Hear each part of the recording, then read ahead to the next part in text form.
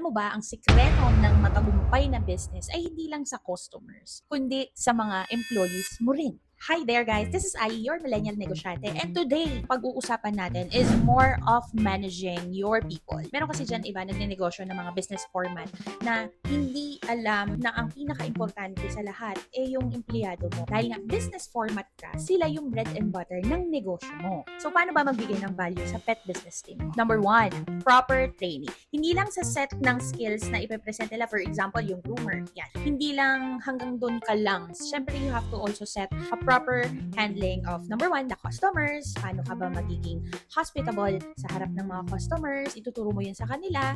Number two is yung pinag-investan mo, paano nila gagamitin. Kasi kung hindi mo ituturo yung proper handling ng bawat gamit, masisira lang agad. So, magre-reinvest ka, sayang naman. Turuan mo sila ng mga things to know. Paano mag-ingat. Siyempre, andyan yung safety, kailangan ibigay mo yun sa kanila.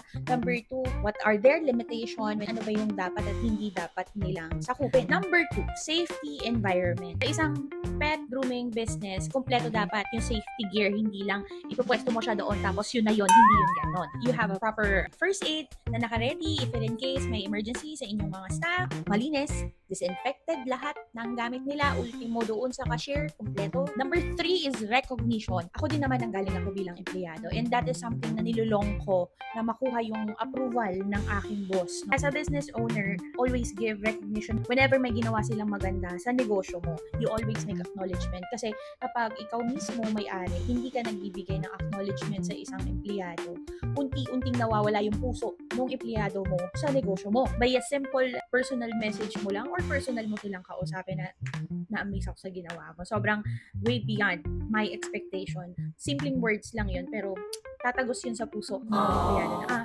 na-appreciate ako dito, nare-recognize ako. That is something na I believe kailangan ng lahat ng mga nagne-negosyo, no? Hindi puro negosyo lang. It's something na kailangan may touch of the heart ka pa rin as a business owner and as their boss. Number four, growth opportunities. You offer them seminars, you offer them certification, excel their skills. Hindi lang natatapos na, marunong to magupit, marunong to ng customer service. Hihinto ka na doon. Hindi lang yung business owner yung dapat nag-excel, no? Dapat yung mga tao mo din, you can enroll them in such seminars, kung saan-saang aspeto na tingin mo kailangan nila ng improvement. Number five, fair pay and perks. Bukod sa tamang sahod na ibinibigay mo sa kanila according to their skills, I'm the type of person na business owner na ini-study ko muna kung hanggang saan yung limitation niya at hanggang saan siya nag-exceed bago magbigay ng mga perks. May mga pa-team building din kami sa negosyo ko. I give them challenges like, for example, pagandahan ng gupit. Yan, meron kami ganon. Pagandahan ng serbisyo, meron din kami nun. Hindi kailangan na pera yung ibigay mong perks sa kanila. Laging yung tatandaan. In pet business or in other type of business, a valued team creates a trusted brand. One thing na pwede kong i-share sa inyo is kapag ang empleyado mo, nandun yung puso niya sa negosyo mo, mas maganda ang pasok ng swerte sa negosyo. Kapag ikaw at buong team mo yung dedicated, mas dumadami yung nagtitiwala sa branding na meron ka. Valuing your employees is very important. If you want to watch more of Millennial Negosyante, just follow me on my social media page. And this has been Agi, your Millennial Negosyante, and thank you.